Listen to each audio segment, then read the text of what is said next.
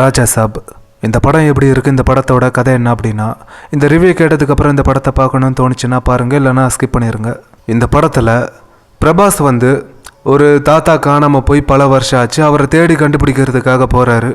அப்படி போன இடத்துல ஒரு பேய் பங்களாக்குள்ளே மாட்டிக்கிறாரு. அந்த பங்களாவில் அந்த தாத்தாக்கு என்ன தான் ஆச்சு, அவருக்கு நடந்த விஷயங்கள்லாம் என்ன, இதில் பிரபாஸுக்கு அந்த பங்களாக்குள்ளே நடக்க போகிற விஷயங்கள், அந்த சம்பவங்கள்லாம் என்ன அப்படிங்கிற இதெல்லாம் தான் இந்த படத்தோட கதை. அதாவது இந்த படத்தை பார்த்ததுக்கப்புறம் எனக்கு என்ன தோணுச்சு அப்படின்னா, பிரபாஸ் மாதிரியான ஒரு பேன் இண்டியன் ஹீரோ வச்சு என்னடா பண்ணியிருக்கீங்க, என்னடா இது அப்படிங்கிற மாதிரி தான் எனக்கு தோணுச்சு அந்த இடத்துல. அதாவது அப்படி தான் பண்ணியிருக்காங்க இந்த படத்தை. இந்த வழக்கம் போல் இந்த கமர்ஷியல் தெலுங்கு படம்லாம் பார்த்துருக்கீங்களே, அந்த மாதிரியான ஒரு கமர்ஷியல் ஸ்டைலில் இதை அப்படியே மூவ் பண்ணியிருப்பாங்க இந்த ஃபர்ஸ்ட் ஹாஃபை. ஆனால் அந்த கமர்ஷியல் போர்ஷன்ஸ் கூட இந்த படத்தில் எங்கேயுமே எனக்கு பெருசாக இன்ட்ரெஸ்டிங்காக இல்லை, பார்க்கவும் நல்லா இல்லை. அதெல்லாம் ரொம்ப ஆவரேஜாக இருந்துச்சு அப்படின்னு தான் சொல்ல முடியும். இதுக்கப்புறம் இந்த செகண்ட் ஹாஃப் தான் இந்த படம் ஒரு ஹாரர் காமெடி படமாக எடுத்திருக்காங்க, பேருக்கு தான். ஆனால் அந்த ஹாரர் போர்ஷன்ஸாக இருக்கட்டும், காமெடி போர்ஷன்ஸாக இருக்கட்டும், இது எதுவுமே இந்த படத்தில் எங்கேயுமே ஒர்க் ஆகலை. எனக்கு பெருசாக நல்லா இருக்கே, நல்லா காமெடியாக இருக்குது அப்படிங்கிற மாதிரிலாம் எனக்கு எதுவுமே ஃபீல் ஆகலை. உங்களுக்கு எப்படின்னு தெரியல. அது மட்டும் இல்லாமல் எனக்கு இந்த படத்தில் சின்னதாக காமெடியாக ஃபீல் ஆன ஒரு விஷயம் அப்படின்னா, இந்த பிரபாஸுக்கு ஃப்ரெண்ட்ஸ் அப்படிங்கிற மாதிரி ஒரு சில பேரை போட்டிருக்காங்க.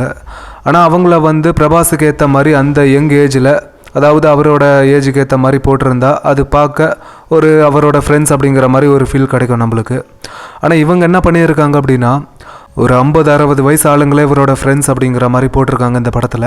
அதை பார்க்கும்போது தான் லைட்டாக சிரிப்பு வந்துச்சு எனக்கு அந்த இடத்துல. மற்றபடி இவங்க காமெடி அப்படின்னு சொல்லி வச்சுருக்காங்களே இந்த படத்தில், அதெல்லாம் பார்க்கும்போது எங்கேயுமே காமெடியாக எனக்கு ஃபீல் ஆகலை. அதுலேயும் பிரபாஸோட முகத்தை கொஞ்சம் எங்கே காட்டணும் அப்படிங்கிறதுக்காக ஏதோ ஒரு விஷயத்த பண்ணியிருக்காங்க. ஆனால் அது பார்க்கும்போது பிரபாஸோட முகம்லாம் எங்காலாம் இல்லை, ஆனால் அவரோட மூஞ்சில் ஏதோ பண்ணியிருக்காங்க அப்படிங்கிறது மட்டும் நல்லாவே தெரியுது. இதில் பிரபாஸுக்கு 3 ஹீரோயின்ஸை வேறு போட்டிருக்காங்க. ஏன் ஒரு ஹீரோயினை வச்சு உருப்படியாக நல்லா எடுக்க தெரியாதா என்ன? இதில் 3 ஹீரோயின்ஸ் எதுக்காக இருந்தால் எனக்கு ஒன்றுமே புரியல. அதாவது 3 ஹீரோயின்ஸ் இருந்தாலும் அவங்களுக்குன்னு ஒரு கேரக்டரை கொடுத்து, அந்த கேரக்டருக்கு நல்ல இம்பார்ட்டண்ட்டை கொடுத்து எடுத்திருந்தா அது இந்த படத்துக்கு ஒரு பெரிய ப்ளஸ்ஸாக இருந்திருக்க போகுது. ஆனால் இவங்க அதை கூட பண்ணலை. இவங்க எப்படி எடுத்திருக்காங்க அப்படின்னா, அந்த ஹீரோயின்ஸோட கேரக்டரை பார்க்கும்போது சும்மா ட்ரெஸ் பண்ணிக்கிட்டு அங்கேயும் இங்கேயும் நடக்கிறது, பேசுறது, அப்புறம் இந்த மொக்க ஜோக் அடிக்கிறது. இதில் இந்த ரிதி மாளவிகா இவங்க 2 பேரோட இந்த ஜோக்கெல்லாம் ஒரு சில இடங்களில் குட்டியாக, அதுவும் ரொம்பலாம் இல்லை, ஒரு சில இடங்களில் மட்டும் அங்கங்கே குட்டியாக கொஞ்சம் ஒர்க்காக இருக்குது, கொஞ்சம் சிரிப்பு வர மாதிரி இருக்கும், அவ்வளோதான். அதை தவிர இந்த படத்தில் பாசிட்டிவான விஷயங்கள் அப்படிங்கிறதெல்லாம் எதுவுமே இல்லை. அப்புறம் இந்த சஞ்சய் தத் அப்புறம் பிரபாஸ் இவங்க 2 பேரோட இந்த போர்ஷன்ஸ் எல்லாம் கூட பயங்கர இரிட்டேட்டிங்காக இருந்துச்சு எனக்கெல்லாம். அதுலேயும் இந்த படத்தில் ஒரு இன்ட்ரெஸ்டிங்கான ஒரு விஷயம் இருக்குது. என்ன அப்படின்னா, இந்த படத்தோட பட்ஜெட் ஒரு 400 கோடி போட்டு இந்த படத்தை எடுத்திருக்காங்க. ஆனால் இந்த 400 கோடி போட்டு எடுத்த அளவுக்கு இந்த படத்தில் அப்படி என்னடா இருக்குது எனக்கு ஒன்றுமே புரியல.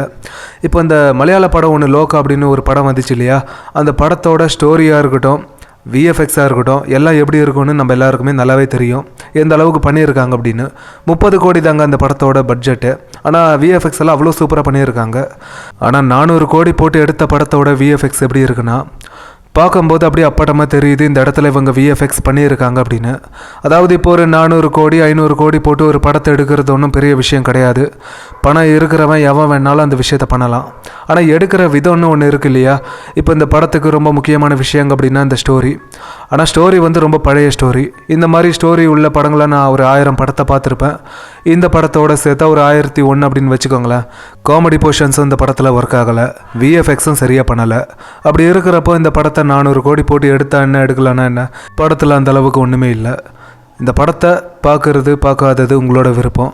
ஆனால் மொத்தத்தில் ரொம்ப சுமாரான ஒரு படம் தான்.